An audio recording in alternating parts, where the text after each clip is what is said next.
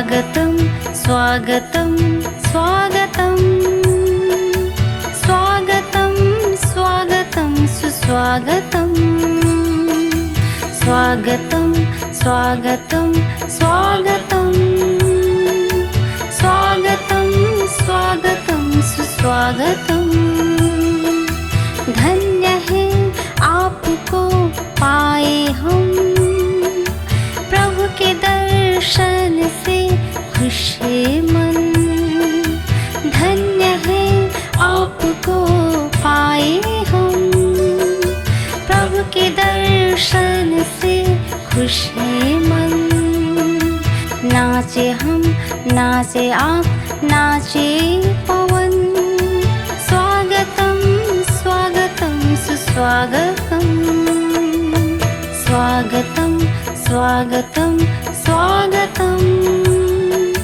स्वागतं स्वागतं सुस्वागतं स्वागतं स्वागतं सुस्वागतं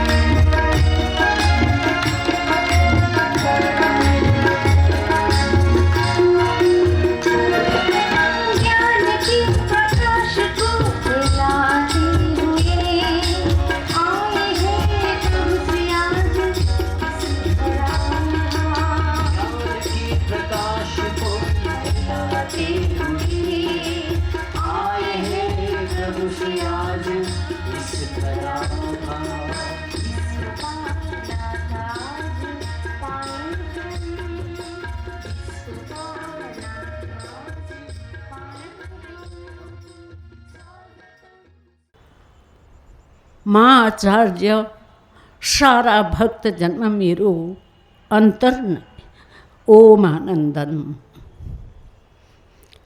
धन्य है आज हम सब यहाँ हर कुछ छोड़कर उपस्थित होने को मिला। मुझे ऐसा लगता है कि थोड़ा थोड़ा पुण्य किया होगा सबने, नहीं इस प्रोग्राम में जुटने के लिए कितना समय से सोच रहे हैं, उन लोग उपस्थित होने नहीं पाए, क्यों? लेकिन प्रभु श्री का कृपा होना चाहिए, अपना लगन होना चाहिए, तब न हम सब यहाँ जुटे हैं।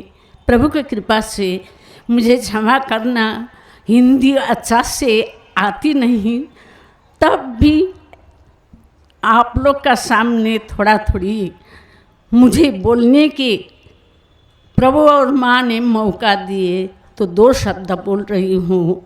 तो आज हमारे बीच प्रभु श्री माँ आचार्य हैं, इसीलिए हम कितना आनंद खुश हैं।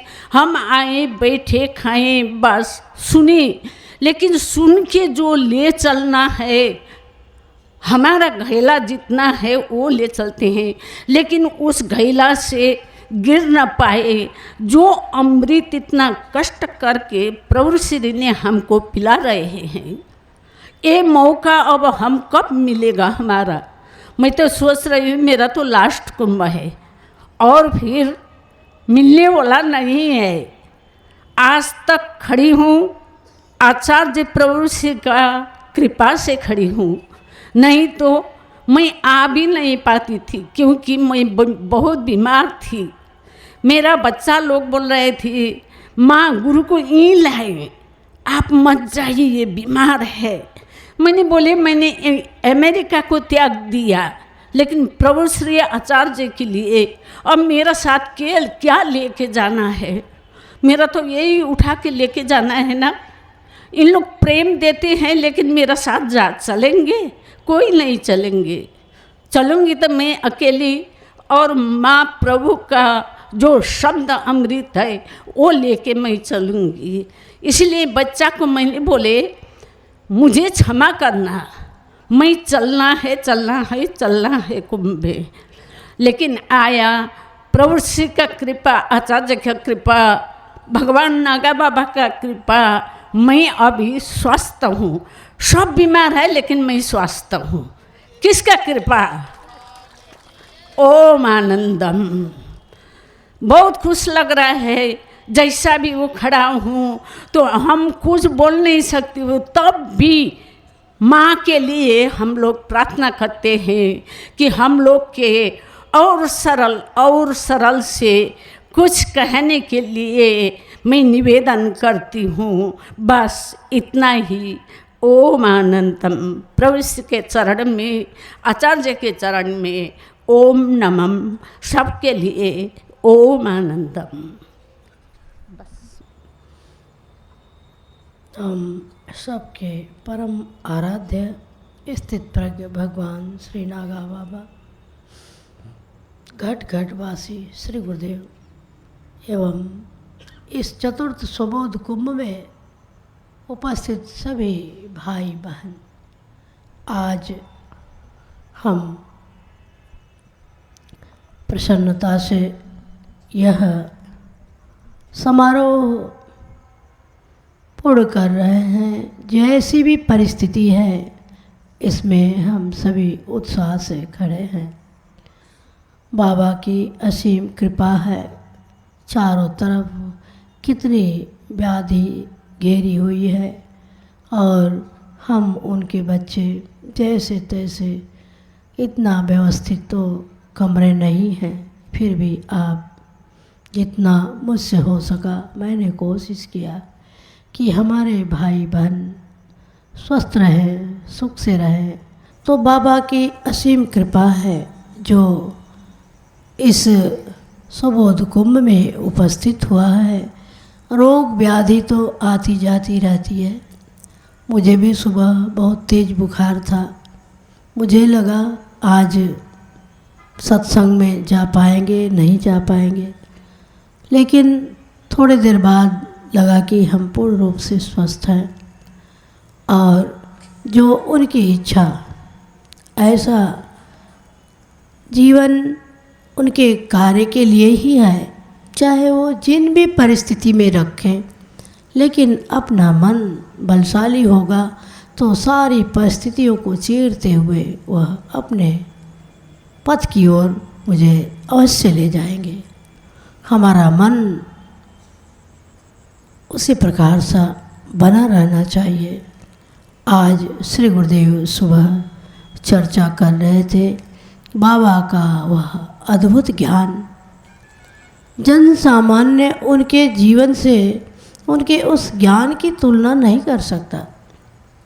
बाबा के अंतस में जो प्रकाश था, जिस प्रकाश के कारण इस मानव समाज की छोटी छोटी आवश्यकताएं पूरी हो जाती थी, वह उतने से ही प्रसन्न था। वो तो सब कुछ देने वाले थे, वो तो सबके निदान थे। यह तो कोई कोई जानने वाला होता है कि उनका द्वार तो सबके लिए खुला था। जो चाहेगा उसको वही मिलेगा। तो बाबा ने हमारे श्री गुरुदेव को जो प्रसाद दिया, संक्रांति प्रसाद, आज सुबह हम चर्चा कर रहे थे कि बाबा ने गुरुदेव को एक शब्द दिया था, संक्रांति प्रसाद। हम उस पुस्तक को भी प्रकाशित करने वाले हैं। बाबा का वह प्रसाद गुरुदेव को संक्रांति के दिन ही वह सुबोध का ज्ञान प्राप्त हुआ और जिसको गुरुदेव जन जन में वितरित कर रहे हैं, बाबा के ज्ञान को फैला रहे हैं। इसलिए यह द्वार तो बाबा का है। यहाँ आने वालों की मनोकामना आपसे आप पूर्ण होने वाली है। और हमारे श्री गुरुदेव ने तो हमारे भाई बहनों के लिए बाबा के उस ज्ञान का जो आधार है, सर्व सिद्धि प्रदायिनी आत्मोपासना, जिस उपासना को करने से मानव का सकल जितनी उसकी आकांक्षा है उससे भी अधिक उसे प्राप्ति होती है। तो आज सुबह चर्चा हो रही थी कि किस चीज़ को जानने से, किस ज्ञान की प्राप्ति से मानव सब कुछ जान सकता है। अपने अपने पंथों के अनुसार लोग नाना प्रकार की विधि विधान बताते हैं, लेकिन गुरुदेव हमें जो ज्ञान सुना रहे हैं, हमारे वेदों ने जिस ज्ञान को सुनाया है, हमारी ऋचाएँ जो बोलती हैं, बाबा के उस ज्ञान को, बाबा का शरीर रहे न रहे, फिर भी गुरुदेव के अंतस में उनकी वह ज्योति जल रही है। आज मुझे हमारे भाई बंधु आप मेरे पास श्रद्धा से आए हुए हैं, इसलिए हम स्मरण आने से आपको सुनाना चाहते हैं कि एक दिन ऐसी घटना हुई। हम बाबा के समाधि पर जाने वाले थे। इस रहस्य को तो नहीं सुनाना चाहिए, लेकिन आप जिज्ञासु हैं, उनके ही द्वार पर आए हुए हैं, इसलिए आप यथार्थ को जान सके। तो भगत जी जो हमारा गाड़ी चलाते हैं, वो भी रात में ही आ गए थे, सोए हुए थे, और हम लोग 4 बजे भोर में ही निकल करके बाबा के समाधि पर जाने वाले थे। केवल हम ही जाने वाले थे, उसके बाद मुझे प्रयागराज भी जाना था। तो अचानक मेरी नींद खुल जाती है और हम स्वप्न देख रहे थे कि बाहर बहुत पानी बरस रहा है, बहुत बिजली चमक रही है और सब कुछ जल से भरा हुआ है।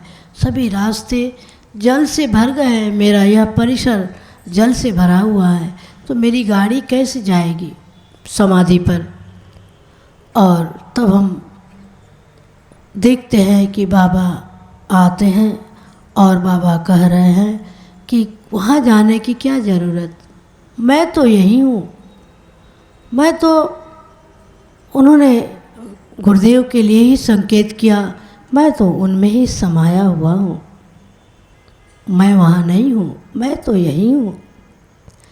और मेरी नींद टूट जाती है और हम बाहर खिड़की पर हाल में आ कर के देखते हैं तो सचमुच में बाहर बहुत तेज़ बरसात हो रही है। शाम को तारे थे, सब कुछ थे। रात तक 10 बजे हम लोग सोए थे, कोई पानी वर्षा का संभावना नहीं था और जल से सब भरा हुआ, बिजली चमक रही है। और भगत जी जाग करके 3 बज रहा था। भगत जी बोले माता चलना है। हम बोले कि नहीं, आप आइए, स्वामी जी के पास चला जाए। तो हम उनको भी बुला करके स्वामी जी के कमरे में गए तो स्वामी जी बैठे हुए थे, ध्यान कर रहे थे और हम लोग उन्हें प्रणाम किए। थोड़ा देर तक भगत जी पाँव दबाए, सब कुछ। उसी दिन से मेरा जो भ्रम है कि बाबा और हमारे गुरुदेव पृथक पृथक है, यह द्वंद्व मेरा समाप्त हो गया। इसलिए आपके निष्ठा के लिए हमने यह स्मरण दिलाया कि बाबा का ज्ञान जिसके अंतस में है, वह ज्ञान धरती पर वितरित हो रहा है। बाबा ने जिसको जो दिया वही पाया, गुरुदेव ने उनसे जो मांगा बाबा ने उनको वही दिया। तो बाबा का यह प्रसाद जन जन में प्रसारित हो रहा है। और आज हम प्रभु श्री गुरुदेव से यही निवेदन करते हैं कि आप हमारे भाई बहनों को जिस ज्ञान को जानने से कुछ भी जानना शेष नहीं रह जाता, तो उस ज्ञान को हम किस प्रकार से जान सकें और उसकी क्या विधि होगी, आप कृपा कर हम सब भाई बहनों पर अपनी वाणी की अमृत वर्षा करें। इस सुबोध कुंभ में आना हमारा सार्थक हो सके। शरीर स्वस्थ है, अस्वस्थ है। मैंने देखा कि मेरे भाई बहन कितने 4 बजे भोर में नहा लेते हैं ध्यान के लिए। आप ठंडक में मत नहाइए। बाबा तो बिना प्रसाद पाए लोगों को प्रसाद देते ही नहीं थे, तो उनकी कृपा होगी तो हम सबको सहज रूप से उन्हें जो देना होगा देंगे। आप स्वस्थ रहिए और दोपहर में कपड़ा आदि धोइए, सुबह केवल स्नान करिए। और इस समय जैसी महामारी की तरह बुखार फैला हुआ है, तो आप अपने को खुद अपना ख्याल करते हुए स्वस्थ रहिए। और हम प्रभु श्री गुरुदेव से यही निवेदन करते हैं कि आप कृपा कर हम सबको उस ज्ञान की ओर ले चले जिस ज्ञान के लिए हम जिज्ञासु हैं। हमारा जीवन भी बाबा के उस ज्ञान से, उनके उस सौरभ से भर जाए। एक दोहे का मुझे स्मरण होता है। आप सोचते हैं कि बुद्धि से ज्ञान मिलता है, नहीं, सद्गुरु की प्रसन्नता से ज्ञान मिलता है। सद्गुरु हम सोरीझ कर एक कहा प्रसंग, बरसा बादल प्रेम का भीग गया सब अंग। जब सद्गुरु की प्रसन्नता होती है तो उनके जीवन से उस अमृत की वर्षा होती है। हम आपसे भी यही कहेंगे कि संसार में बहुत सी चीज़ें हैं, लेकिन हमें सदैव ही अपने गुरु की प्रसन्नता के लिए ही जीना चाहिए। उनके प्रसन्नता का ही कार्य करना चाहिए। अपने इस जीवन को, इस शरीर को कितना भी कष्ट लगे, मुझे भी स्मरण है कि पढ़ते समय आज भी मैं कभी कभी दुखी भी हो जाती हूँ, लेकिन फिर मेरा मन बलशाली है, मैं उठ जाती हूँ, खड़ा हो जाती हूँ। चाहे कितना भी बीमार हूँ, कुछ भी हूँ, मुझे लगता है कि प्रभु मुझे सामर्थ्य देंगे। मेरा जो दायित्व है, जो मेरा धर्म है, जितना मुझसे उन्हें कराना है वो कराएंगे। मुझे शिथिल नहीं होना है, मुझे आलसी नहीं होना है, मुझे प्रमादी नहीं होना है। हम थोड़ा खा करके भी, नमक रोटी भी खा करके हम स्वस्थ रह सकते हैं। हम कोई ज़रूरी नहीं है कि हम मलाई खाएं, खीर खाएं, मक्खन खाएं। हमारे बाबा तो सूखा रोटी और चटनी खाते थे, फिर भी उनका शरीर कैसे रहा होगा। उन्होंने कभी अच्छा व्यंजन भी नहीं खाया, तो उनके उस शरीर में भी परमात्मा का वह ज्ञान कैसे उतरा होगा जो सीधे प्रकाश स्वरूप है। तो हम प्रभु से प्रार्थना करते हैं कि आप हम सबको बाबा के उस अनंत ज्ञान की ओर ले चलें। बोलिए सद्गुरुदेव भगवान की, सद्गुरुदेव भगवान की, स्थित प्रज्ञ भगवान श्री नागा बाबा की, स्थित प्रज्ञ भगवान श्री नागा बाबा की, सद्गुरु प्रज्ञा पुरुषों श्री आनंद प्रभु की, सद्गुरु प्रज्ञा पुरुषों श्री आनंद प्रभु की।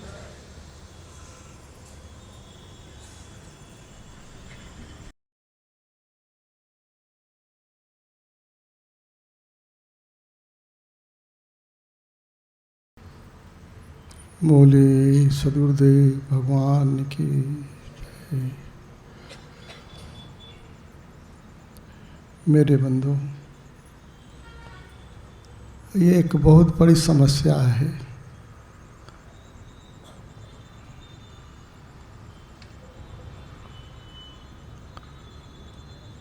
सौनक ने पूछा कि अंगिरा से कि वो तत्व बताइए, वो परम तत्व जिसको जान लेने से सब कुछ जान लिया जाता है। तो बड़ी बात है ना।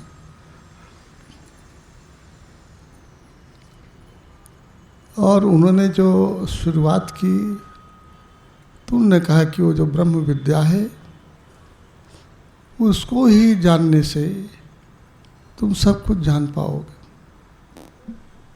और वो ब्रह्म विद्या परा और अपरा दोनों के संग है। उस ब्रह्म विद्या में दो विद्याएं हैं, यही दो विद्या जानने योग्य हैं। तो अलग अलग करके जानो या सीढ़ी की तरह जानो, पहले अपरा को जानो फिर परा को जानो। तो ये दोनों विद्याएं एक दूसरे के साथ किस प्रकार से जुड़ती हैं, कहाँ एक की सीमा आ जाती है और दूसरा प्रारंभ होता है। तो दोनों विद्याओं का एक क्रम है। तो कठिन मैंने कहा ये समस्या है, इसलिए कहा कि ये क्रम थोड़ा समझना है आपको। ये क्रम यदि आप समझ पाएँ तो पहले तो अब आप जान गए होंगे, विषय जो है 2-3 दिनों से चल रहा, तो आपको पता होगा परा माने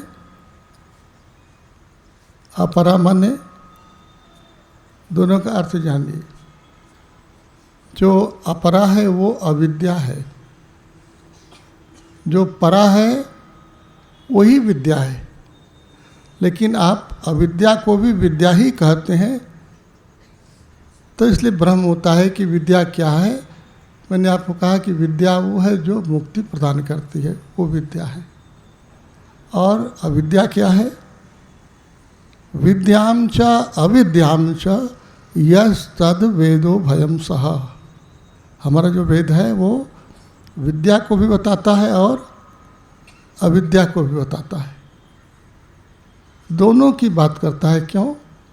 विद्याम च अविद्याम च यस तत् वेदो भयम सह अविद्या मृत्युम तीर्थवा। ये देखें, आप सोचते हैं कि अविद्या की जरूरत नहीं है। अविद्या मृत्युम तीर्थवा विद्यामृतम अश्नुते। विद्या के द्वारा अमृत की प्राप्ति होती है, लेकिन ये जो मर्त संसार है ये अविद्या के द्वारा ही तरा जाता है। कठिन बात है ना। तो जो विद्या की जिज्ञासा ही नहीं है जिसके भीतर, जो इसका जिज्ञासु नहीं है, उसके लिए भी ये अविद्या की शिक्षा और अविद्या का पथ प्रशस्त किया है संसार ने, प्रभु ने उनको दिया है। लेकिन देखो एक बड़ी विचित्र बात ये होगी कि ये प्रभु ने यह भी दिया है, और ये दिया क्यों है कि अब चलते चलते चलते चलते अब मिलेगा, अब मिलेगा, अब मिलेगा। तुम्हें एक दिन आएगा कि कुछ मिला नहीं, तो उस दिन आपसे आप अमृत के विद्यार्थी हो जाओगे, जिज्ञासु हो जाओगे। और ऐसा हमारे कहने से नहीं होगा, कोई बता नहीं सकता है कि कब अविद्या से विद्या में आपका प्रवेश होगा। ये आपके अपने जीवन की यात्रा है। मेरे पास भी तो आप आते हो, कहते हो, हम तो शुरू से कहते हैं, आपको बोलते हैं, शायद मेरे बोलने से निकलता होगा, अरे वहाँ क्या लगे हो, क्या कर रहे हो, चलो मेरे संग। तो आप कहते हैं कैसे चले, भैंस है, पछवा है, गोरू है, गधा, कहते तो नहीं, क्या कहते, कैसे चले, कैसे चले। तो मैं कहता हूँ आराम में रहो, चलते रहो, चलते रहो। उस दिन तुम्हें पूछना ही नहीं पड़ेगा। बुद्ध को किसी से पूछना नहीं पड़ा कि चले कि नहीं, मुझे किसी से पूछना नहीं पड़ा कि चले, माता जी को किसी से पूछना नहीं पड़ेगा। सारा संसार एक तरफ खड़ा रहेगा, अब मत जाओ, अब मत जाओ। अरे थोड़ा तो रुको, आप बोलेंगे अब रुकने का समय नहीं है। ऐसा दिन आएगा, ऐसा क्षण आएगा, तब सन्यासी होते हो आप। लोग सोचते हैं कि ज्ञान सुनने से सन्यासी हो जाता है, बड़ी गलत बात है। कोई ज्ञान से सन्यासी नहीं होता। ज्ञान से, बल्कि मुझे बताऊं आपको, अच्छा लगेगा आपको सुन के, यदि ज्ञान हो जाए आपको, ज्ञान माने ये बुद्धि वाला सन्यास वाला ज्ञान हो जाए, तो तुम और आराम में हो जाओगे कि मैं तो सब जान ही गया, घर छोड़ने की ज़रूरत ही नहीं है, क्या छोड़ना है, क्या पकड़ना, सब ठीक। और आराम से सोओगे चादर ओढ़ करके और जाड़ा लग रहा है, अच्छा से आराम में रहो, आराम में रहो मेरे बंधु। क्योंकि बाहर तो शीत है, ताप है, जाड़ा है, गर्मी है, बस सब सहना पड़ेगा ना। मुझे याद है मैं कैसे कैसे जंगल में चला गया, मुझे बहुत अच्छा लगा कि बड़ा सुंदर है। वो घटना कैसी थी कि आते आते मैंने देखा कि चंद्रदेव उगे हुए हैं, पूरा चंद्र है पूर्णिमा का, और मुझे लगा कि यही स्थान है, ये रहना चाहिए। लोग मुझे बोले कैसे रहोगे इस जंगल में, यहाँ कैसे रहोगे। हमने कहा भाई रात तो रहे, बैठ गया पेड़ के नीचे।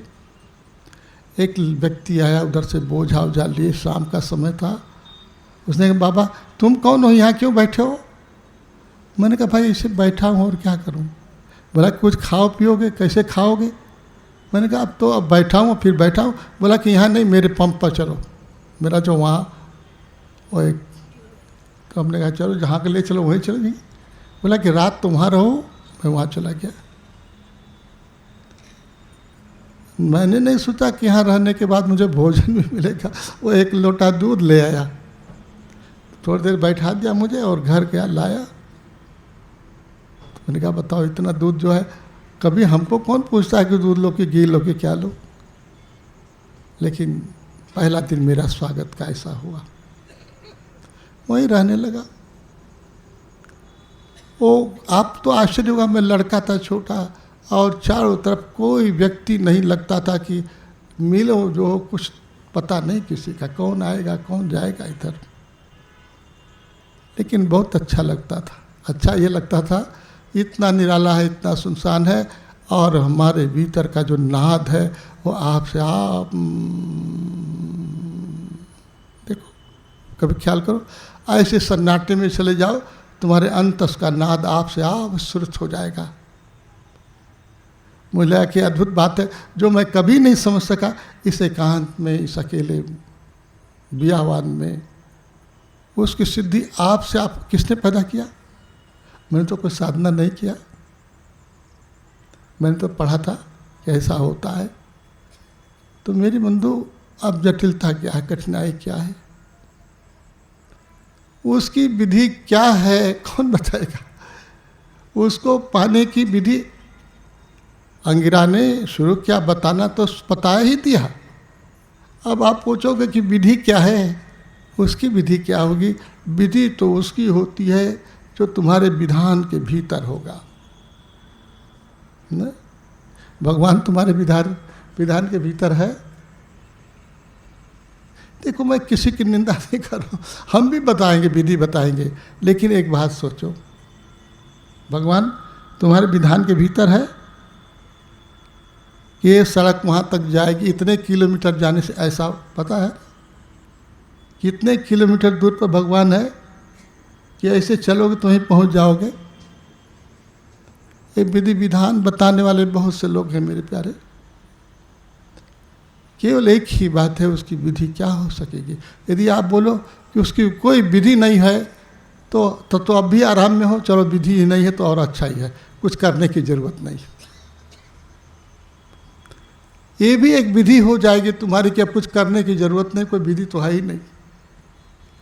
तो चाहे तुम विधि वाले हो, चाहे तुम अविधि वाले हो, तुम तो बेकार ही हो मेरे प्रभु। इसलिए इतनी बात का आप स्मरण करो। स्वधर्मे निधनम शेय, ये रहस्य है, ठीक से समझो इस बात को। स्वधर्मे निधनम शेय परधर्मो भयावह। जो आप जी रहे हो, सन्यासी होने की बात नहीं मैं कह रहा हूँ, जो आप जी रहे हो घर में, द्वार में, बाल बच्चों के साथ, जो तुम्हारा धर्म है, जो तुम्हारा कर्तव्य है, जिसका तुम पालन कर रहे हो, इसका जिस दिन तुम विधिवत पालन करोगे, वो तुम्हें करने की ज़रूरत है, वो करो। और एक दिन उनकी कृपा होती है जब बोलोगे अब हम इससे आगे जाते हैं, हाथ जोड़ते, उस दिन बेईमानी मत करना। उस परम धर्म को ले आना परमात्मा का काम है, तुम्हारा काम नहीं है। आप जानबूझ के न सन्यासी हो सकते हो, न जानबूझ करके उनके घर की यात्रा करोगे।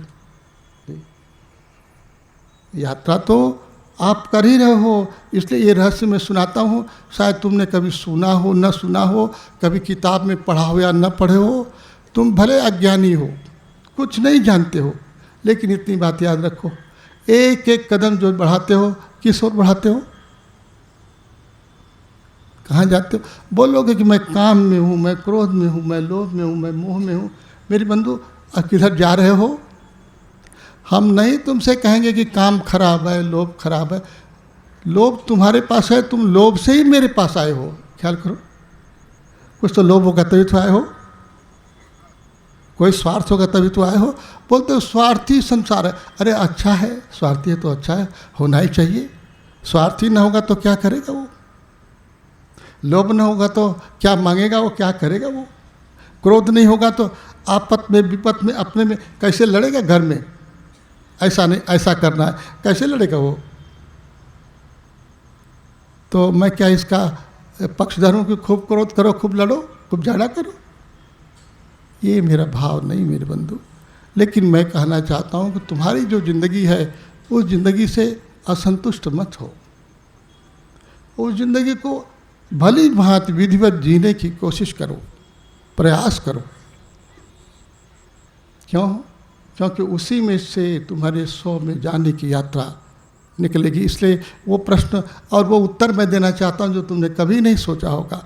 जब तुम अपनी अंतिम मंजिल पर पहुँचोगे, अंत में वहाँ कहाँ, अभी तो पता नहीं तुम्हें, जिसे भगवान कह रहे हो, ब्रह्म कह रहे हो, कुछ भी कह रहे हो, कुछ भी नाम दो, जिस दिन वहाँ पहुँचोगे तुम्हें पता लगेगा कि जो तुम छोटी कक्षा में गधैया गोल में पढ़ रहे थे, वो पढ़ना भी मेरा सार्थक रहा है। ये पढ़ना लिखना, ये क्रोध काम फिर तुम्हें उसी ओर ले जा रहा है। तुम कहीं गलत रास्ते में नहीं जा रहे हो मेरे प्यारे, तुम वहीं पहुँचोगे जहाँ तुम्हें पहुँचना है। इतना ध्यान में रखो। तुम भगवान की नज़र में हो, भगवान तुम्हारी नज़र में भले न हो, लेकिन तुम, वो कैमरा लगा हुआ है ना, वो लिखा रहता नीचे, सावधान कैमरे की नज़र में हो, है ना? कैमरे की नज़र में हो, कैमरे की नज़र में हो आप मेरे बंधु, ख्याल रखो। बस इतना सावधानी चाहिए आप, कैमरे की नज़र में हो, तुरंत हो जाए अच्छा, थोड़ा इतनी बात, यही समझना तुम्हें। यदि तुम्हें ख्याल में आएगा कि कैमरे की नज़र में है, तो सीधा हो जाओगे। चोरी नहीं करो, बेईमानी कैमरे की नज़र में है, इतना करो। भगवान से चोरी नहीं हो सकती मेरे बंधु। तो पहली बात, मन से दुश्चिंता को निकालो आप, कि मैं कुछ क्या कर रहा हूँ, भगवान तो मेरी खबर नहीं लेते हैं। भगवान सबकी खबर लेते हैं मेरे प्यारे। भगवान वो तत्व है जो सर्वव्यापी है। कैसा? तुम्हारे हर क्षण क्षण में रमा हुआ है, और तुम्हारा हर क्षण भगवान की ओर ही जाने वाला है। ये तुम्हें कल पता लग जाएगा, जब तुम चलोगे, जब पहुँचोगे वहाँ। तब तुम्हारे एक एक दिन की जो दिनचर्या है, तुम्हारा गिरना उठना पड़ना, तुम सोचते हो मैं गिर गया हूँ, मैं उठ गया हूँ।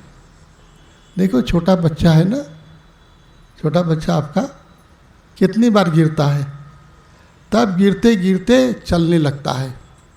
हम भी गिरते हैं, क्यों नहीं गिरोगे?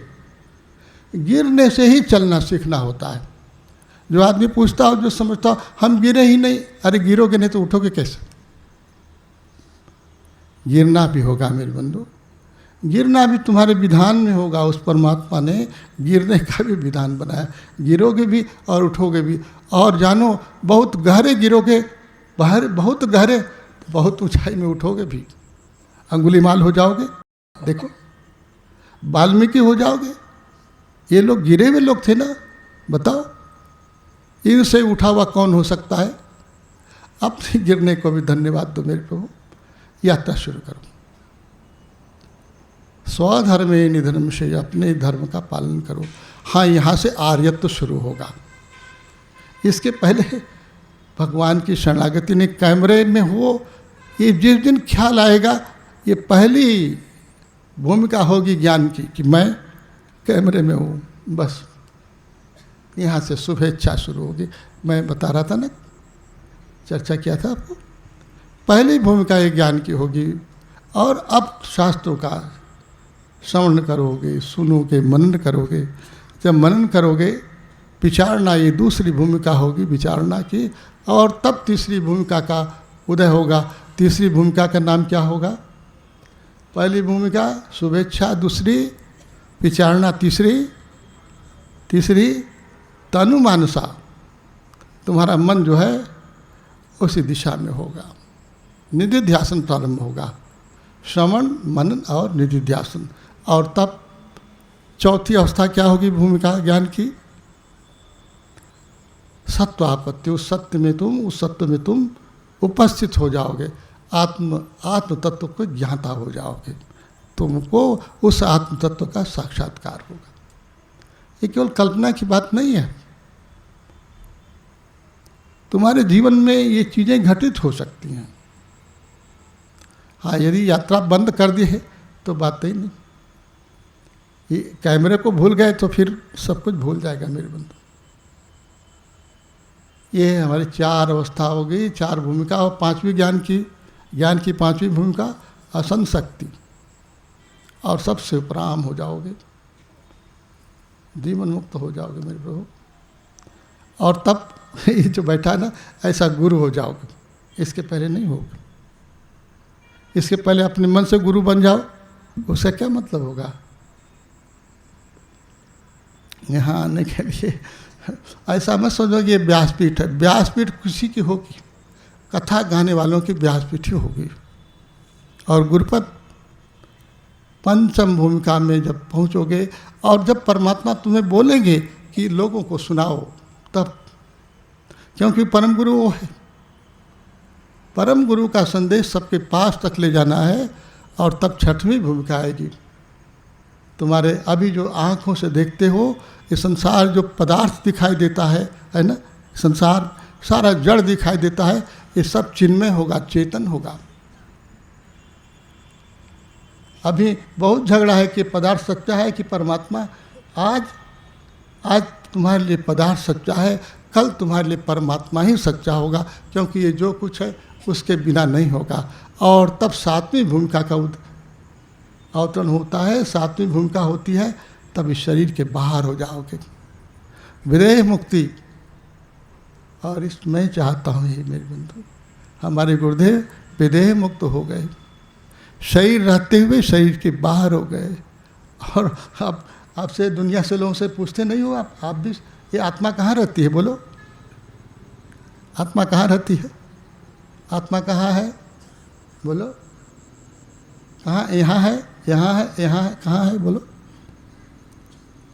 मंदिर में खोजता हुआ कि आत्मा यहाँ है, यहाँ है परमात्मा। अंत में आपने कहा कि अपने भीतर ही खोजो, तो यहाँ खोजे, नाभि में, हृदय में, यहाँ वहाँ खोजे। कहाँ खोजो? सोचो, आत्मा तो व्यापक है ना, महान है। और तुम्हारा शरीर इतना छोटा सा 3 हाथ का, इसमें आत्मा रहेगी? ये बहुत उल्टी बात है मेरे बंधु। आत्मा में तुम हो कि आत्मा तुम्हारे में है, ये बड़ी मुश्किल की बात है। कल तुम्हें पता लग जाएगा कि तुम आत्मा में हो। आज लगता है कि आत्मा मेरे भीतर है, इसलिए खोजो मेरे बंधु। कल पता लगेगा कि आत्मा में मैं हूँ, उसकी नज़र में मैं हूँ। परमात्मा ने सबको भर दिया है। ईशावास्यम इदं सर्वम यत किंच जगत्याम जगत।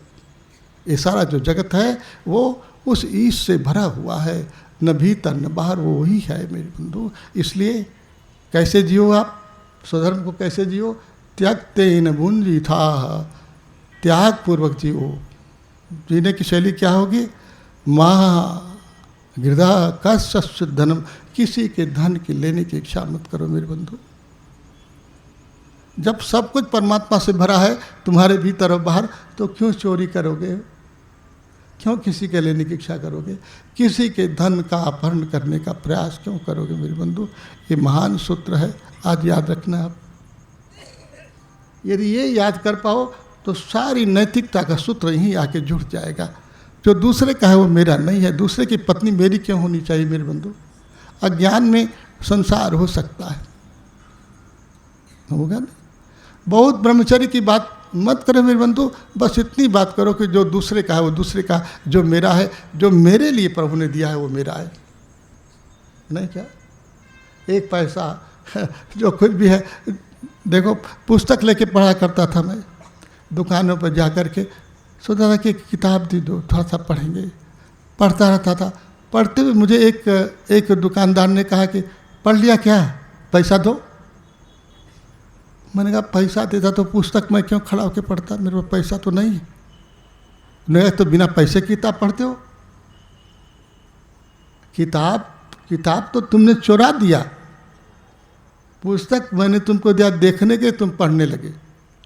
तो जब पढ़ ले तो किताब तो नष्ट हो गई ना, बिना पैसा दिए। तो मैंने कहा अब क्या करना होगा मुझे?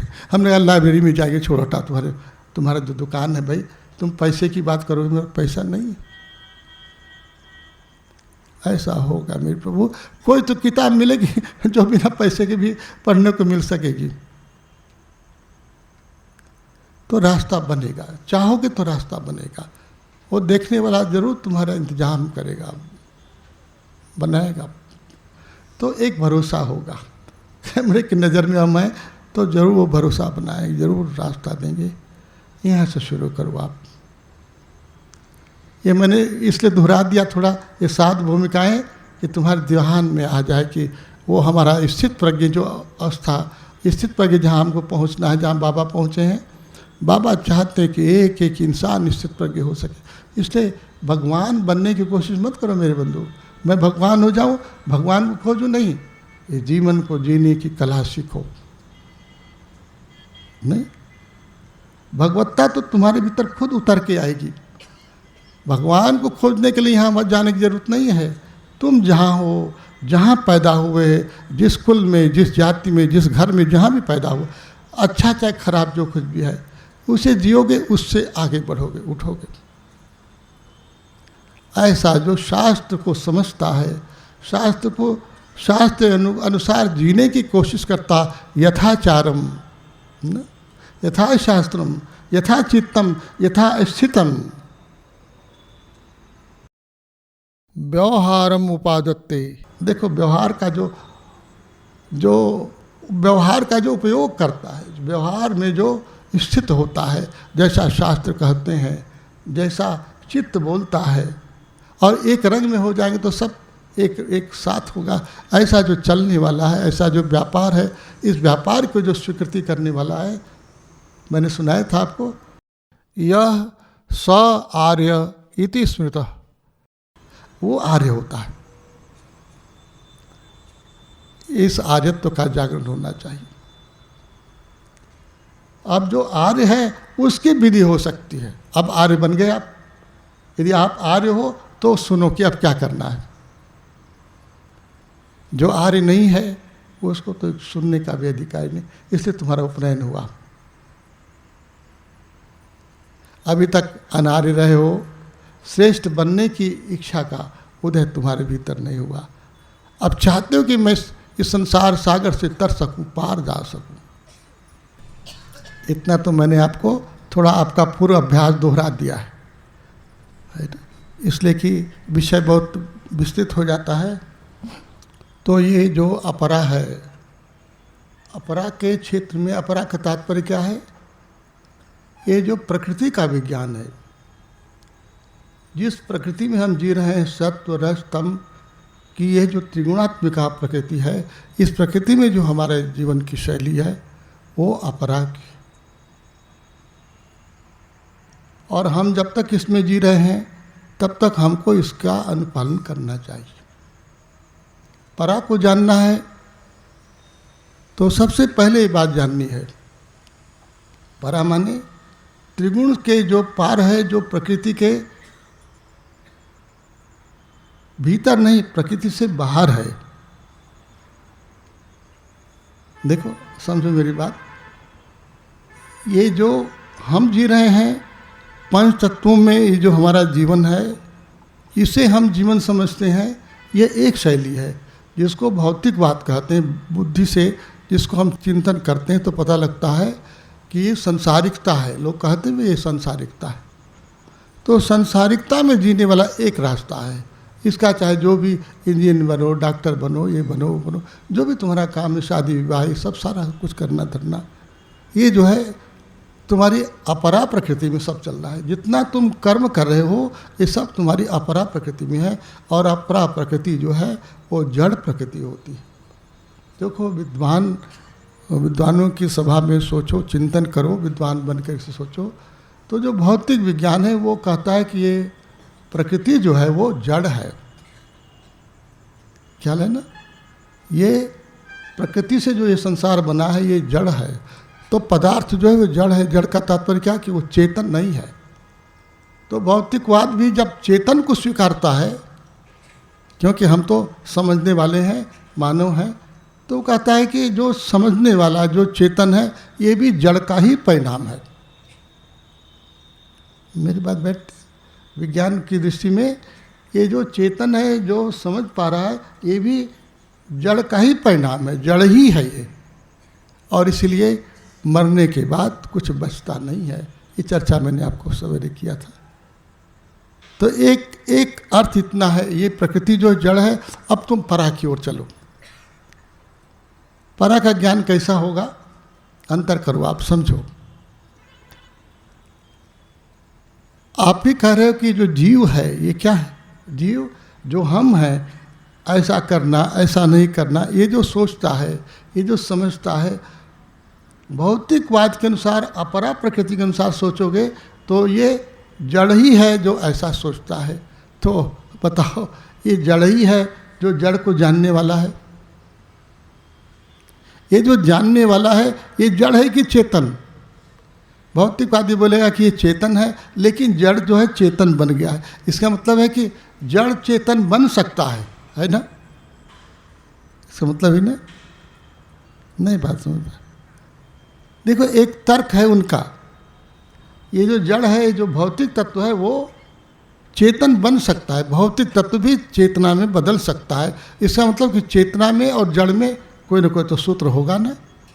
जड़ जो है वो चेतन में रूपांतरित हो सकता है, बदल सकता है। तो मेरे बंधु अब बताओ, चेतन जड़ में क्यों नहीं बदल सकता है? यदि उनका ही तर्क होवे तो वो कहते हैं कि जड़ जो है चेतन हो गया है। तो यदि आप कहो कि फिर इसका मतलब ये हुआ कि ये चेतन जड़ भी तो हो सकता है, नहीं क्या? यदि मैं चेतन वाला हूँ तो मैं यदि कहूँ कि ये चेतन ही है, मैं ही उस रूप में भी हो गया तो होगा। ये तर्क है ना। बुद्धि जो है, देखो अब जानो आप, बुद्धि उनकी भी बात नहीं स्वीकार कर पाती कि जड़ जो है चेतन कैसे होगा और चेतन जो है वो जड़ कैसे होगा। यही वो गुत्थी है। जड़ और चेतन दोनों का भेद हो गया, इसलिए मानने वालों ने कहा कि भाई जड़ को अलग रहने दो, चेतन को अलग रहने दो, दोनों को दो मान लो, दोनों को रहने दो। जब तुम चेतन भी हो तो चेतन भी रहो और जड़ भी रहे, इसमें हर्ज क्या है। मेरी बात समझ आती है। तो दोनों की स्वीकृति करने वाले लोग हो गए। जड़ जो है अलग हो और चेतन, तो दोनों मिल कैसे गए मेरे बंधु। जड़ चेतन ही ग्रंथि पड़ गई। देखो संत बोलते हैं जड़ चेतन में जो है कैसी ग्रंथि पड़ गई। आप आगे बढ़िए, आगे बोलिए। जड़ चेतन ही ग्रंथि पड़ गई, यद्यपि मृषा छूटा ही कठिन नहीं। ग्रंथि पड़ गई है, क्यों? कोई ने पूछा कि आप जड़ हो कि चेतन? अपने से पूछो आप कहते हैं तो अरे चेतन नहीं होते तो जानते कैसे? तो क्या ये चेतन है? कहाँ चेतन है तुम्हारा? ये जो जानने वाला है वो कहाँ है? कहाँ है? खोजो। ये चेतन निकल जाता है तो कहते हो कि ये जड़ जो है देह ऐसे शरीर पड़ा रहता है। ये ग्रंथि कैसे छूटे? यद्यपि मृषा, यद्यपि झूठी कोई ग्रंथि पड़ती नहीं, लेकिन छूटना तो बड़ा मुश्किल है मेरे प्रभु, बहुत कठिन है। इस कठिनाई को हल करना है आपको, यही वो कठिनाई है। यदि इसे आप हल कर पाओ तो सारी दुनिया का समाधान हो सके। जड़ जो है वो चेतन हो सकता है कि नहीं, तर्कशास्त्र बताता है जड़ चेतन कैसे हो सकता है। तो चेतन भी न जड़ हो सकेगा न जड़ जो है चेतन हो सकेगा। भौतिकवादी कहता है कि ये जड़ जो है अपने विकास में चेतन हो गया है, और वैसे ही आध्यात्मिक व्यक्ति क्या कहेगा, ये चेतन जो है जड़ तो हुआ नहीं, लगता है कि ये जड़ हो गया। जैसा कैसा? जैसा सपने में हम देखते हैं। सपने में कैसा देखते हैं आप? अब यहीं से हम विचार शुरू करते हैं। थोड़ी ये गंभीर बात होगी और थोड़ी देर आपको समझना पड़ेगा, फिर हम इस विधि को आपको सुना पाएंगे। सपना देखते हैं आप ना, सपना देखते, एक प्रकार का वो सपना है, ख्याल करिएगा, एक प्रकार का वो सपना है कि जो हमको लगता है कि हम देख रहे हैं सबको। ऐसा सपना होता है, दुनिया की हर चीज़ दिखाई दे रही सपने में, ऐसा सपना होता है। ये भी देखिए, हमारे दोस्त मित्र साथी सब दिखाई देते हैं, एक सपना ये है। फिर क्या कोई आपने ऐसा सपना देखा कि उस सपने में अपने को भी मैं देख रहा हूँ? ऐसा सपना देखा है? नहीं, मेरी बात बैठती। ऐसा सपना देखा आपने? सपना देख रहे हो, सारी दुनिया को देख रहे हो और उस सपने में अपने को भी देख रहे हो। देख रहे हो? तो मैं पूछूं कि वो सपना कौन देख रहा है? नहीं, मेरी बात बैठी। जब आप सपना देखते हो तो सबको देखते हो, एक सपना ये हुआ। फिर एक ऐसा सपना होता है कि तुम अपने को भी देख रहे हो कि मैं सपने में घूम रहा हूँ, खा रहा हूँ, जा रहा हूँ, आ रहा हूँ, ऐसा भी देखते हो। तो देखने वाला कौन है? पहले वाले सपने में तो देखने वाले तुम ही थे कि हाँ मैं सबको देख रहा हूँ। दूसरे सपने में जब खुद को देख रहे हो तो देखने वाला कौन हुआ? नहीं, ख्याल आ रहा? ख्याल में आ रहा? अरे भाई आप बताओ कि जब मैं अपने को देख रहा हूँ तो सपना देखने वाला कोई और होगा ना, कि तुम ही होगे? नहीं बैठती मेरी बात। आपको आ रहा है समझ में? सपना देखने वाला कौन होगा? और तो सपने में तीसरा चौथा और है ही कौन है? मैं ही तो हूँ, मैं ही हूँ। मैं ही अपने को भी देख रहा हूँ इस रूप में और लोगों को भी देख रहा हूँ। देखो आश्चर्य करो, देखने वाला तो मैं ही हूँ ना। मैं ही देख रहा हूँ उनको भी, अब मैं ही देख रहा हूँ अपने को भी। तो बोलो तुम कौन हो? तुम कौन हो? ये वाले हो? देखने वाले हो। देखो तुम्हारा एक और स्वरूप है ना, एक और रूप है जो केवल देखता है। चर्चा करेंगे हम, आगे चर्चा करें, समय आ जाएगा। देखने वाला एक और है मेरे बंधु। देखो, एक तो वो जो देखता है कि सारा ये संसार दिखाई देता है, सब जड़ दिखाई दे रहे हैं, और हम भी देखने वाले हो गए, हम भी जड़ हो गए। देखने वाला जो है वो चिन्मय है, चेतन है, इससे अलग है। देखने वाला पहले भी था और देखने वाला बाद में भी था। और देखो आखिरी एक और सपना होता है, वो भी कैसा होता है, जिसमें न तुम अपने को देखते हो और न किसी और को देखते हो। ऐसा सपना देखा कि नहीं? नहीं देखा ऐसा सपना, जिसमें न मैं दिखाई दूं और न कोई दुनिया के लोग दिखाई दे। ऐसा सपना, इसे सुषुप्ति कहते हैं। ख्याल में आ रही मेरी बात? ये सुषुप्ति को देखने वाला कौन है? और आप कहेंगे कहाँ देखते हैं? देखते तो हो आप, न देखते तो उठ करके कैसे आप कहते कि मैंने आज कोई सपना नहीं देखा है? कहते तो हो, नहीं समझे। उठ के आप ही सवेरे बोलते हो कि आज मैं बहुत गाढ़ी नींद में, ऐसा नींद आई कि कोई सपना भी नहीं देखा। तो बिना देखे तो बोलेंगे नहीं, देखा जरूर। देखने वाला वहाँ भी था, देखने वाला तब भी था जब तुम दिखाई दे रहे थे, देखने वाला तब भी था जब दुनिया दिखाई दे रही थी, और देखने वाला तब भी था जब कुछ भी नहीं दिखाई दे रहा था। ख्याल करो मेरी बात। ये परा विद्या है। ये जो देखने वाला है वो परा है। जिसको देख रहा है वो तो अपरा है, और जो देखने वाला है वो परा है। इसे आप माता को हो, भगवती को हो, जगदम्बा को हो, परमात्मा को हो, शिव को हो, राम को हो, अल्लाह को हो, कृष्ण को हो, कुछ भी नाम दो, वो परा है।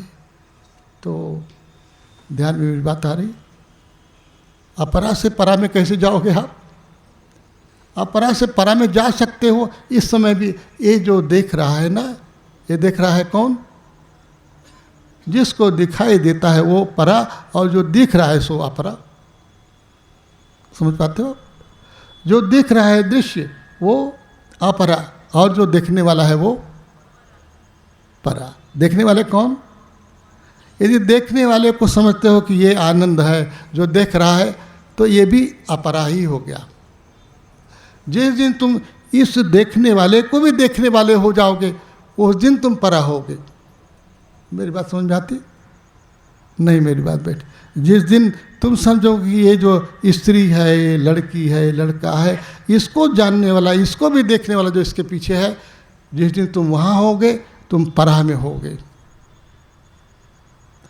और जब तक तुम इसके नीचे उतर करके मैं हूँ, मैं ऐसा वाला, वैसे वाला, मूछ वाला, दाढ़ी वाला, जब तक ऐसा हो तब तक तुम भी अपरा हो, और जो दिख रहा है वो भी अपरा है। ऐसे देखने वाले को दर्शक कहते हैं। ये दर्शक इस संसार को देख रहा है। तुम दर्शक बन के संसार में रहते हो। अब मैं चाहता हूँ, हमारा वेदांत चाहता है, हमारा वेद चाहता है, तुम दृष्टा बन के संसार में रहो। सुनो, दृष्टा होकर रहो। दृष्टा कहाँ होगा? इसको भी जो देखने वाला होगा वो दृष्टा होगा। जिस दिन ऐसे हो जाओगे, संसार से मुक्त हो मेरे बंधु। ऐसे हो करके जीने की जो कला है वो स्वबोध की कला है। कुछ भी कठिन नहीं मेरे बंधु, इससे महाकठिन है। जीवों को तो पता लगेगा, लेकिन ये वो सत्य है जो सत्य संसार को जानना है, सीखना है। उसकी कभी मृत्यु नहीं होती है, नहीं, उसकी मृत्यु कभी नहीं होती। उसकी मृत्यु, वो तो मृत्यु को भी जानने वाला है, मृत्यु को भी देखने वाला है, मृत्यु को भी समझने, वो मृत्यु के पार है, सतत पार है, और उसका कभी जन्म नहीं हुआ है। न देखो, न इस देह में आया है, न किसी देह में जाएगा। देखो, ऐसा नहीं कि अब वो मर करके फिर जाएगा, फिर वो मरेगा ही नहीं, जाएगा आएगा। वो न जाता है न आता है। वो कहाँ रहता है? कहाँ रहता है? कहाँ रहता है? वो कोई स्थान विशेष में नहीं रहता मेरे बंधु, वो तो है ही है। देखो, वो विराट है, अखंड है। उसकी सत्ता को जानोगे तो अभी लगता है कि हमारे भीतर है, वही सारे संसार को घेर कर रहने वाला हो जाएगा, तो आनंदित हो जाओगे, आनंद में हो जाओगे, मुक्त हो जाओगे। ऐसा हो या जा सकता है। अभी क्यों नहीं हो रहा है? अभी क्यों नहीं हो रहा है? क्योंकि तुम्हारा जो माध्यम है जानने का, सुनने का, वो मन है। मन के माध्यम से जब तक संसार को जानोगे, मन के माध्यम से जब तक संसार को देखोगे, तब तक दृष्टा नहीं हो पाओगे आप। देखो, तब तक मन तुम्हें मानव बना के रखेगा, तब तक तुम्हारे सामने ये सारा संसार का प्रपंच रहेगा। जिस दिन तुम मन के पार होगे, मन को देखने वाले हो जाओगे, उसी दिन दृष्टा होगे। मन को जो देख सकेगा वो दृष्टा है, और जब देखोगे तो मुक्त हो पाओगे। इसके पहले मुक्ति नहीं। कितना प्रयास करो, कितना घोड़ा दौड़ाओ, मन बन करके चाहे जितना कुछ करो, ध्यान करो, भजन करो, सुमिरन करो, सब इसी संसार के लिए होगा मेरे बंधु। जिस दिन तुम अमन हो जाओगे, अमन बने मन के पार हो जाओगे, उसी दिन तुम्हारी समस्त गुत्थियों का समाधान हो जाएगा। तो आप क्या समझते हो कि जब आप वो दृष्टा हो जाओगे तो ये सब नहीं रहेगा, ये सब मिथ्या हो जाएगा? मैं बात को, चर्चा को थोड़ा और आगे ले जाता हूँ। अभी कहते हो कि ये जब तक ये जो दृश्य है, जब तक तुम दर्शक हो तभी तक ये सच्चा है और ये झूठा है। सच्चे और झूठे की जो लड़ाई है वो दर्शक के लिए है, दृष्टा के लिए नहीं। जिस दिन तुम दृष्टा होगे ये सब सत्य ही होगा, क्योंकि वही होगा ही, दूसरा तो होगा ही नहीं। तुम अपने सपने में जिसको देखते हो, अपने को ही देखते हो मेरे बंधु, कोई दूसरा वहाँ नहीं होता कि होता।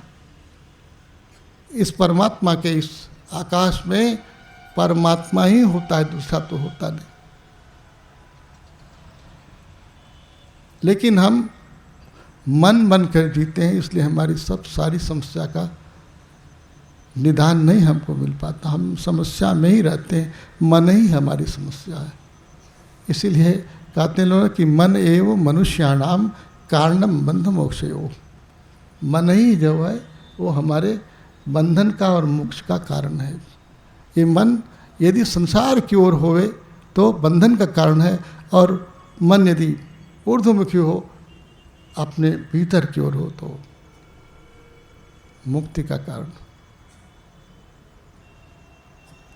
तो आगे बढ़ें कि बस यही पूरा करें? आगे बढ़ें, आगे बढ़ें। तो जानना होगा कि मन कैसे जानता है चीज़ों को। देखिए, संक्षेप में सुनेंगे आप। हमको आप देख रहे हैं, किससे देख रहे हैं? कौन देख रहा है? कौन देख रहा है? हमको कौन देख रहा है? देख रहे हैं? कौन देख रहा है? कौन? बोले कौन? बोले कौन देख रहा है? दृष्टा की दर्शक? बोलो, दृष्टा की दर्शक? जी, दर्शक, दृष्टा नहीं। आप जो है दर्शक बन के देखते हो तो ये सब दृश्य दिखाई देता है। अपने को भी दर्शक मानते हो आप, तो ये रूप वाले हो आप। और दृष्टा होते तो इस रूप को भी देखने वाले, हमको तो देखते ही अपने रूप को भी देखते, इसके भी पीछे होते आप। थोड़ी कठिन बात है ना। अभी माताएं सोच रही हूँ कि हम क्या समझा रहे हैं, वो नहीं समझ पाते हैं ना। देखो, इसमें माता पिता होने की बात नहीं है। समझदारी के लिए तुम कभी इस पर विचार किए ही नहीं, सोचे नहीं। तुमको पसंद आता है, चलो भगवान राम की कथा सुनाते हैं, भागवत पढ़ते हैं। सवेरे आए थे लोग, बोले हमको बात में जाके बोले कि भागवत पाठ बैठाए हुए हैं, कथा हमको सुनना है, आप ही एक दिन के लिए तो वहाँ आइए। मैं क्या कहता, मैंने कहा कि अच्छा जैसा समय होगा तो आऊँगा। अब बोलो, भागवत की कथा सुनने से क्या होगा मेरे प्यारे, हमको बताओ आप, क्या होगा बोलो? प्रेतों की मुक्ति हो जाए। भागवत कथाकार खुद कह रहा है कि हजारों बार सुनो, मुक्ति कैसे होगी? प्रेतों से मुक्ति होगी? मर के तुमको प्रेत ही होना। बोलो, प्रेत से मुक्ति कैसे होगी? हाँ, भागवतकार सुखदेव की तरह होना चाहिए ना। भागवत कहने वाला तो सुखदेव प्रभु बोल रहे हैं ना। सुखदेव भागवत को कहने वाले हैं और तत्व को बताने वाले हैं। सदगुरु की शरणागति में जिस दिन तुम सुनोगे तो खुद तो भागवत हो ही जाओगे मेरे बंधु। प्रेत तो हो, प्रेत से तुम्हारी मुक्ति हो जाएगी। तुम तो प्रेत ही बन के सुन रहे हो ना। तो भागवत गलत नहीं मेरे बंधु। भागवत तो ये तत्व बता रहा है कि तुम दृष्टा हो, इस शरीर के पार हो, लेकिन हमको याद नहीं आता, हमको पता नहीं लगता। हम कथा सुनने का मजा लेते हैं। हमको ढोलक मजीरा ताल फिर हिंदी में गाओ कि संस्कृत में गाओ, थोड़ा मज़ा मिलेगा, थोड़ा रस मिलेगा, कथा गाने का रस। थोड़ा नाचेंगे कूदेंगे, फिर उसी में कोई चौपाई बोलेंगे, दोहा बोलेंगे, फिर नाचेंगे कूदेंगे, फिर ऐसे कर करके 7 दिन कथा पूरी हो जाएगी। मेहनत करके कथा को पूरा करो मेरे बंधु, श्रम करो। तुम्हें भी श्रम करना पड़ेगा और सुनने वालों को भी श्रम करना पड़ेगा। इसकी शिक्षा नहीं रह गई। आपको मेरे साथ श्रम करने का अभ्यास नहीं। आप सोचो कौन सी कथा सुनाएंगे? हम कथा सुनाएं और तुम आराम से सुनते सुनते सोते रहो। ऐसी कथा क्या सुनना है मेरे बंधु? शिव ने कथा सुनाया पार्वती को। कहते हैं कि वो सुन रही थी और समय आया सुनने का तो सो ही गई। बोली कि शिव ने पूछा कि सुन पाए? उधर देखा तो उन्होंने कहा आँख बंद थी। अब बताओ क्या करेंगे? ऐसे लोग भी तो होंगे ना जो कथा सुनते सुनते सोने वाले होंगे। तो इसलिए मैंने पूछा कि आप मुझे देखते हो, क्या बन के देखते हो? दृष्टा बन करके कि दर्शक बन करके?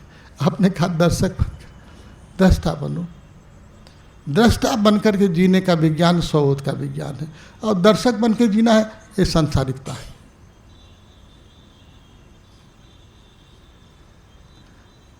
परा में जीना है कि अपरा में जीना है, ये निर्णय आप ही को करना पड़ेगा। साधना जो है वो परा से शुरू होगी, अपरा से नहीं। तो विज्ञान इस प्रकृति को जड़ कहता है, और जिस दिन तुम परा में जाओगे, देखो भगवान क्या कह रहे हैं, ये प्रकृति जो है चिन्मय हो जाएगी, चेतन हो जाएगी, भगवती हो जाएगी, जगदम्बा हो जाएगी, भवानी हो जाएगी। तभी तो दुर्गा सप्तशती में पढ़ते हो आप। यदि आप पढ़ो दुर्गा सप्तशती तो पता लगेगा कि ये प्रकृति है वो जगदम्बा है, चिन्मय है, चेतन है, वो परा विद्या है। अपरा विद्या में प्रकृति जो है जड़ है, विज्ञान बताता है। और हमारा जो धर्म है सनातन, वो इस प्रकृति को तुम्हें जब परा में ले जाएगा तो बोलेगा कि ये चिन्मय है, चेतन है। और उस चिन्मय चेतन प्रकृति के साथ जब जियोगे आप, तो वो तो जैसे आज तुम्हें काम क्रोध लोभ में घुमा रही हैं, वैसे तुम्हें अनंत अखंड आनंद में, ब्रह्मचर्य में, क्षमा में, सब में घुमाएगी। वो प्रकृति तो चिन्मय है। अंतर होगा ना। एक जीवन अपरा का है और एक जीवन परा का है। ये भगवती जो है जड़ रूप में तुम्हें घुमा रही है, और उस दिन तुम्हें चेतन रूप में तुम्हारे हर कर्म का संपादन करने वाले हो जाएगी।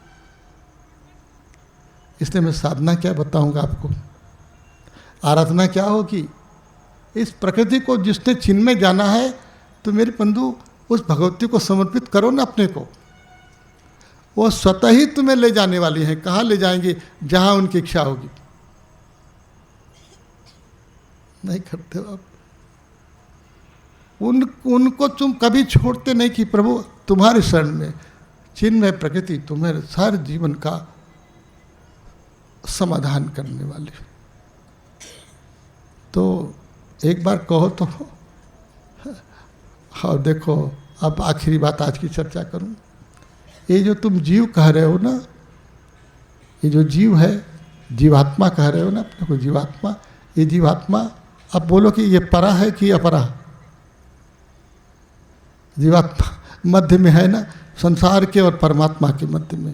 ये परा है कि अपरा? संसार में।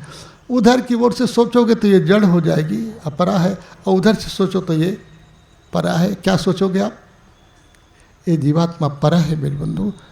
कैसा है ये परमात्मा? देखो, एक नाता है परमात्मा से इसका, और वो नाता है ममई वांसो जीव लोके जीव भूता सनातन। भगवान कह रहे ना, ममई वांसो जीव लोके जीव भूत सनातनम। ये मैं परा प्रकृति से युक्त हूँ मेरे बंधु। ये जिसे आप जीवात्मा कहते हो, ये परमात्मा का अंश है। ये परा प्रकृति से, इसका योग परा के साथ जुड़ना चाहिए, इस अपरा से नहीं मेरे बंधु। इस अपरा से तुम परा हो, परा का संग पकड़ो ना आप, बस इतना ही कहना चाहता हूँ। बैठती मिलवा? नहीं बैठती। जब परा प्रकृति के संग होगे मेरे प्यारे, तो उस दिन परमात्मा की कृपा मिलेगी। नहीं तो सब सती पढ़ते रहोगे, माता की वंदना करते रहोगे, लेकिन रहोगे अपरा में, तो माता का अर्थ पता नहीं होता। ये भी उनकी कृपा ही है कि कुछ दिन तुम्हें इस अपरा में ले आती हैं, वही तुम्हें वहाँ भी ले जाएंगे।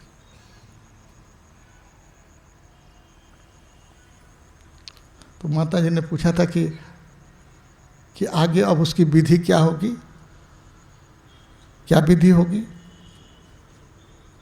इसलिए तत्व कैसा होगा मेरे बंधु?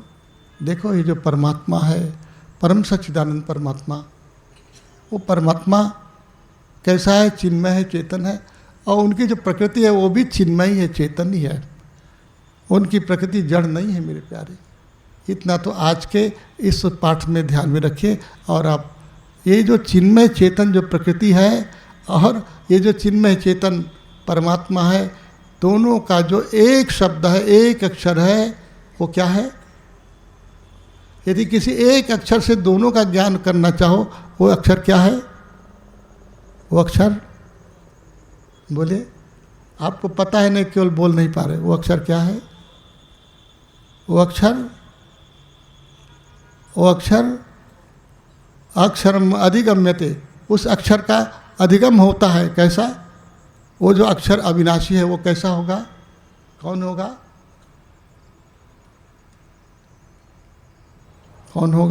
वो अक्षर कौन होगा? आपका महामंत्र ओम। ये प्रणव ही वो ओंकार ही वो अक्षर है जो हमारे चिन्मय प्रकृति और चिन्मय परमात्मा को एक संग बताने वाला है। इसलिए आखिर में चर्चा कर देता हूँ। स्वदेहम अरिणिम कृत्वा प्रणमम च उत्तरारिणिम ध्यान निर्मथनाभ्यासात देवम पश्ये निगूढ़वत पश्येत देवम निगूढ़वत।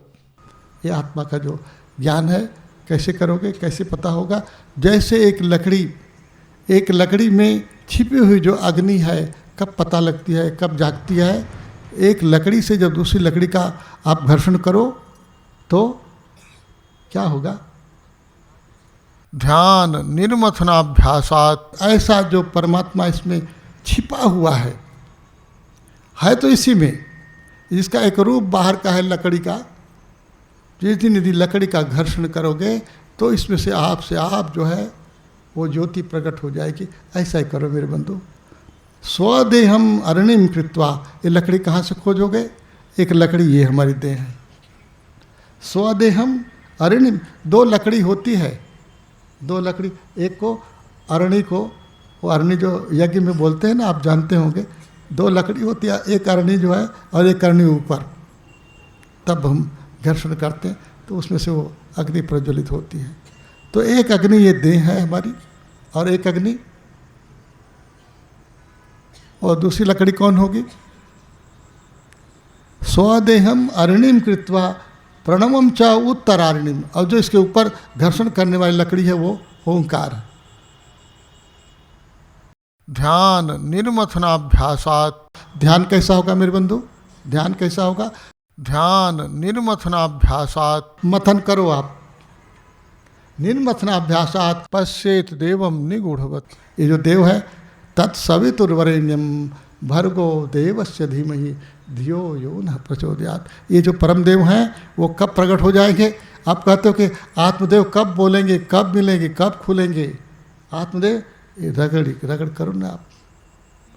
प्रणयम च उत्तरायणम, ये जो उत्तर की जो ऊपर की लकड़ी है, देखो ये ऊपर, बोलो मेरे संग, बोलो, करो, करके देखो, बोलो कैसा, मन से बोलो, श्वास से बोलो, हर श्वास श्वास से बोलो।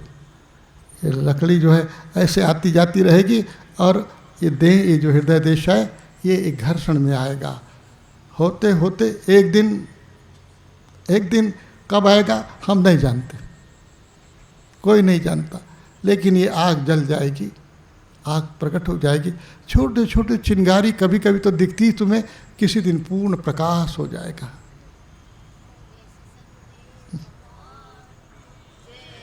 सरल बात है, इससे सरल क्या हो सकता है? थोड़ा देर समय निकालो, प्रेम कर लो राम से। हमारे भीतर जो रमे हुए प्रभु हैं उनसे प्रेम करो मेरे बंधु। अब आप बोलते हो ना कि मैं कोई देवी देवता, कोई पूजा पाठ, कोई राम कृष्ण को मैं सबको भुला देता हूँ। अरे मेरे प्यारे, मैं किसी को नहीं भूलता। जिस दिन ये ज्योति जलेगी, इसमें राम है, कृष्ण है, बुद्ध है, महावीर है, ईसा है, मूसा, सब आ जाएगा। और मैं अब आखिरी बात कह करके बोलूँगा, जब तुम्हारा प्रयाण होगा यहाँ से और सचमुच तुम इसकी यात्रा में रहोगे, तो मुझसे तुम्हारा वहाँ भी मिलन होगा जब तुम्हें ऐसा होगा। एक बार मुझसे आखिरी बार मिलन होगा, ऐसा मिल सकते हो। ये लोगों को जनाने के लिए घोषणा नहीं कर रहा हूँ, हमारा अपना नाता है तुमसे मेरे प्यारे, एक नाता है, उस नाते के नाते मिलन होगा। प्रयास तो करो, यात्रा तो शुरू करो। बोले सदगुरुदेव भगवान की। आर्य को इस आर्य का आर्यत्व उपलब्ध करो, यही संसार का साफल्य होगा। संसार में मानव जन्म को धारण करने की तुम्हारी सबसे बड़ी सफलता ही होगी। सबको छूटने वाला है मेरे प्यारे, थोड़ा सा समय निकालो। कब? सवेरे शाम, जब भी, कभी भी निकालो। हम नहीं कहेंगे घर छोड़ के निकालो, घर तो तुम्हारा छूट ही जाता है। जो आँख बंद कर लोगे, हर आदमी जो सो जाता है रात में, घर में रहता है कि द्वार में, कि बाहर कहाँ रहते हो? देखो, बहुत बार मैंने सुना है तुम्हें, आखिर बार सुना देता हूँ। जब आदमी सो जाता है, न हिंदू रहता है, न मुसलमान रहता है, न नेपाली रहता है, न भारतीय रहता है, न भूटानी रहते हो। अरे आप तो न जवान रहते हो, न बूढ़े रहते हो, और यदि जानो तो न स्त्री रहते हो, न पुरुष रहते हो। ये तुमको, ये जो महामाया है, ये सब तुम्हारा खींच लेती है। बोलो, ये सचमुच में भूलने वाली चीज़, ये सचमुच में झूठी है ही नहीं है। ये रहती तो रहे, बने रहते तो। जो कुछ तुमने आवरण ओढ़ लिया, ये आवरण हटा देता है प्रभु। तुमको कृपा करके माता सब हटा देती है और समझाती है कि देखो तुम अपने स्वरूप में, तब तो आनंदित होते हो, तब तो सुख में हो जाते हो। थक करके, आराम में हो करके फिर उठते हो, फिर अपना चोला धारण कर लेते हो, फिर वही वाला नाटक, वही खेल, वही तमाशा, वही डम डम डम डम डम डम डम शुरू कर देते हो। थोड़ा देर आराम करो मेरे बंधु, वहीं रहो जहाँ सोने के बाद हो जाते हो, जागे जागे रहो। ऐसा हो जाए कि धरती बदल जाएगी, सबसे बड़ी महाक्रांति होने वाली। जो सोने में कुछ नहीं होते हो, जागे जागे वैसे रह जाओ। और क्या चाहिए? और कौन सा ध्यान चाहिए? कौन सा ज्ञान चाहिए? संसार इसी ज्ञान के बिना जो है प्यासा है, छटपटा रहा है। मैंने कुछ चोरी नहीं किया मेरे प्यारे, कुछ छिपाया नहीं जो मेरे भीतर है। आप गाते हो कि वो रस आनंद पिलाया है, मैं पिलाना चाहता हूँ। जो कुछ मैंने जाना, जो कुछ पाया, वो रस आनंद आपको देना चाहता हूँ। अब आप जितना ले पाओ, आपकी बात। बोले श्री आनंद कंद भगवान की।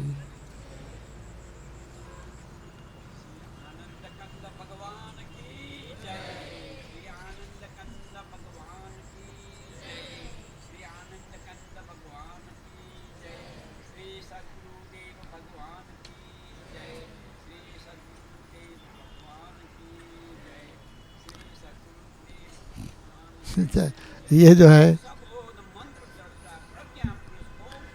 आज जो है ये आपका ये एक प्रकार से मुझे लगता है कि कौन सा दिन हो गया? नहीं, हमारे कुंभ का कौन सा दिन है? कितना? 7वां दिन है। देखो ये 7वां दिन है और भागवत की कथा पूर्ण हो गई ना।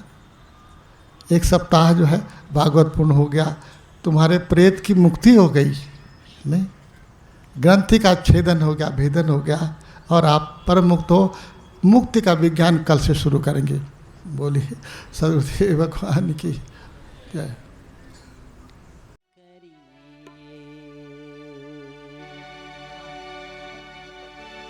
स्थित प्रज्ञ महान की शुभ आरती करिए, दीन बंधु भगवान की शुभ आरती करिए। स्थित प्रज्ञ महान की शुभ आरती करिए, दीन बंधु भगवान की शुभ आरती करिए।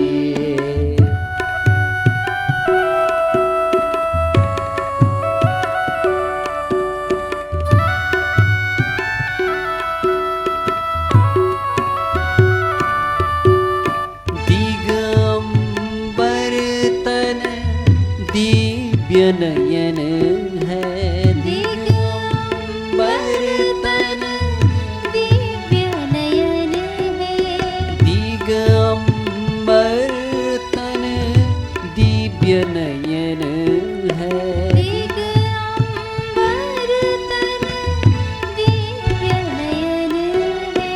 चम चम चम के जैसे रतन है, चम चम चमके जैसे रतन है, ऐसे ज्योतिर्मान की शुभ आरती करिए। ऐसे ज्योतिर्मान की शुभ आरती करिए, दीन बंधु भगवान की शुभ आरती करिए, दीन बंधु भगवान की शुभ आरती करिए।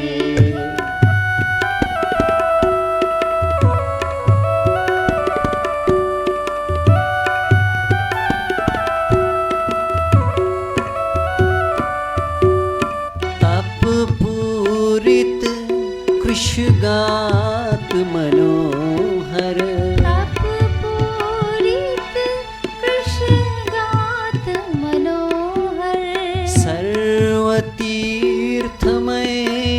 पावन सुंदर, सर्वतीर्थमय पावन सुंदर, प्रीतराग निष्काम की शुभ आरती करिए। प्रीतराग निष्काम की शुभ आरती करिए, दीन बंधु भगवान की शुभ आरती करिए, दीन बंधु भगवान की शुभ आरती करिए।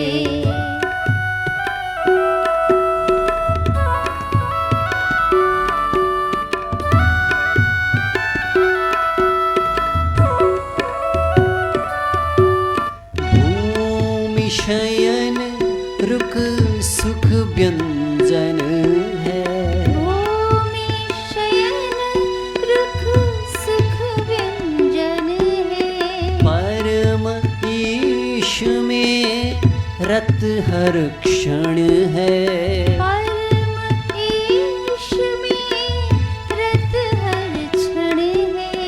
ऐसे संत सुजान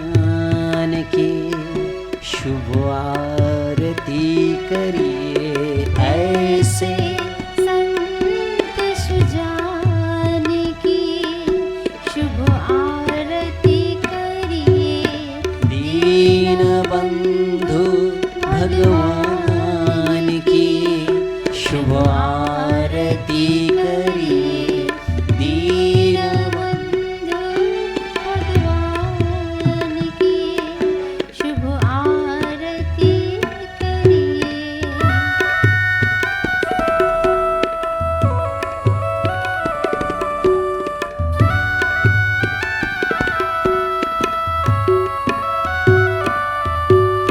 देह भाव से विस्मृत यतिवर देह भाव से विस्मृत यतिवर लीला देख चकित नारी नर लीला देख चकित नारी नर ऐसे अलख अनाम के शुभ आरती करिए।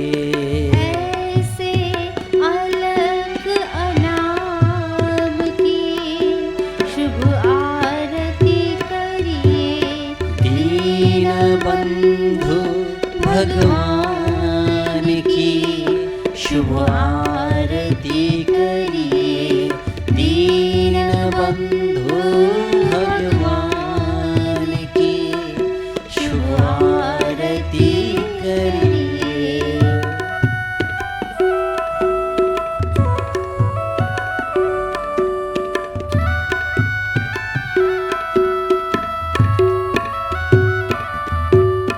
आगम निगम विविध विधि गावा आगम निगम विविध विधि गावा सोई तत्व श्रीनाग बाबा सोई तत्व श्री नागा बाबा ऐसे ब्रह्म समान की शुभ आरती करिए। ऐसे ब्रह्म समान की शुभ आरती करिए। दीनबंधु भगवान की शुभ आरती करिए। दीनबंधु भगवान की शुभ आरती करिए।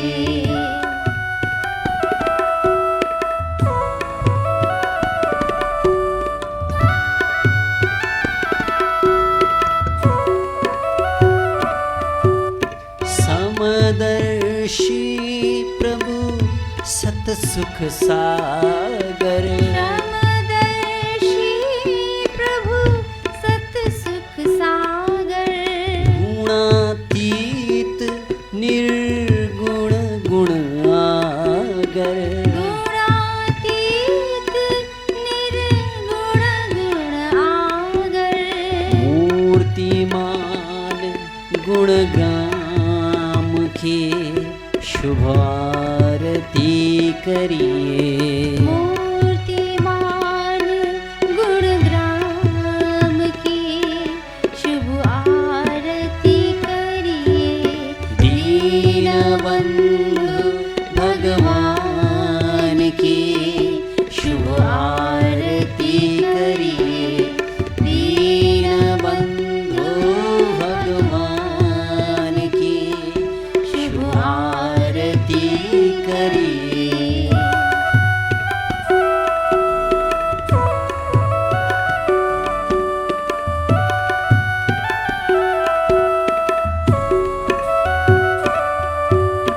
जाति पंथ जहाँ एक होना ही जाति पंथ जहाँ एक नाही सकल विश्व जिनके घट माही सकल विश्व जिनके घट माही ऐसे धर्म निधान की शुभ आरती करिए। ऐसे धर्म निधान की शुभ शुभ आरती करिए दीन बंधु भगवान की शुभ आरती करिए दीन बंधु भगवान की शुभ आरती करिए।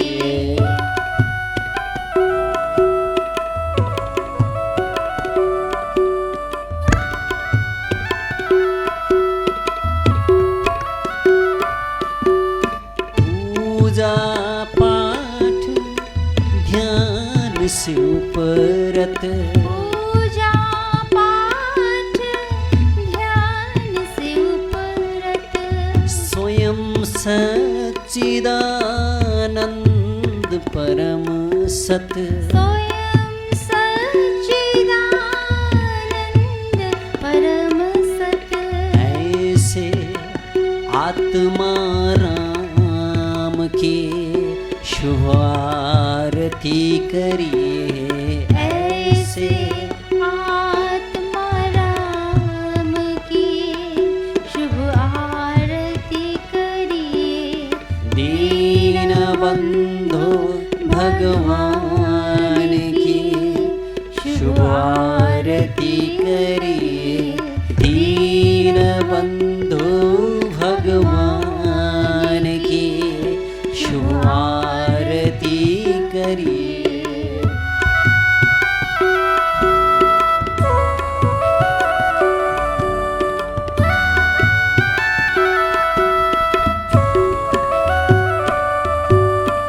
ताऊ दर्शन दुख द्वंद्व ताऊ दर्शन दुख द्वंद्व न सावे नशावे छूटे ही बंध अमर पद पावे छूट ही बंध अमर पद पावे ऐसे करुणाधाम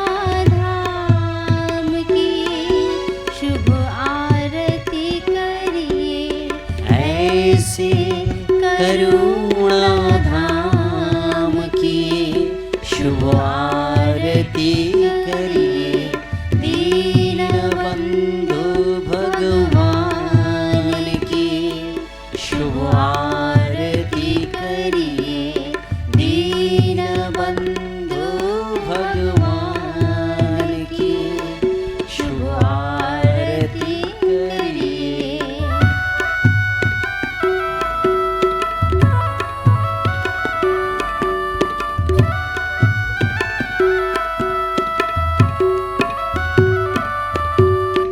प्रभु प्रसाद है सुरति अनूपा प्रभु प्रसाद है सुरति अनूपा जीव पाव निज सहज स्वरूपा जीव पावन निज सहज स्वरूपा श्री सद्गुरु भगवान की शुभ आरती करिए श्री सद्गुरु भगवान की शुभ आरती करिए दीन बंधु भगवान की शुभ आरती करिए दीन बंधु भगवान की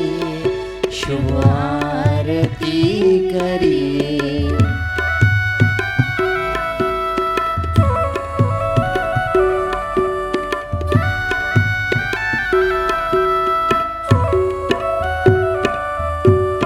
श्रद्धा पूरित जो कोई आया श्रद्धा पूरित जो कोई आया निश्चय ही वांछित फल पाया निश्चय ही वांछित फल पाया ऐसे पूर्ण काम की शुभ आरती कर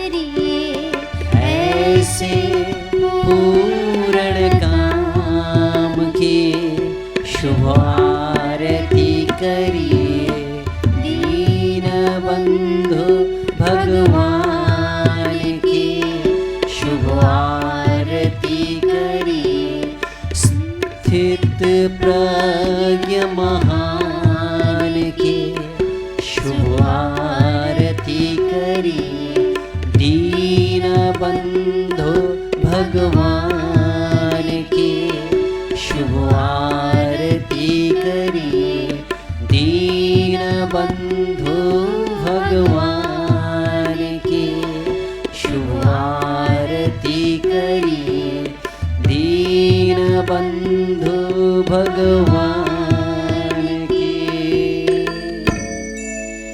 शुभ आरती करिए। बोलिए श्री सद्गुरुदेव भगवान की जय श्री सद्गुरुदेव भगवान की जय वेद भगवान की जय वेद भगवान की जय स्थित प्रज्ञ भगवान श्री नागा बाबा की जय स्थित प्रज्ञ भगवान श्री नागा बाबा की जय सद्गुरु प्रज्ञा पुरुष ओम श्री आनंद प्रभु की जय सद्गुरु प्रज्ञा पुरुष ओम श्री आनंद प्रभु की जय स्वबोध विश्व का सत्संकल्प पूरा हो पूरा हो स्वबोध विश्व का सत्संकल्प पूरा हो पूरा हो जागरण दी ज्योतित हो ज्योतित हो जागरण दी ज्योतित हो ज्योतित हो गो माता की जय गो माता की जय धरती माता की जय धरती माता की जय सत्य की जय हो स्वधर्म की जय हो भगवत ध्वज अमर रहे अमर रहे भगवत ध्वज अमर रहे अमर रहे वंदे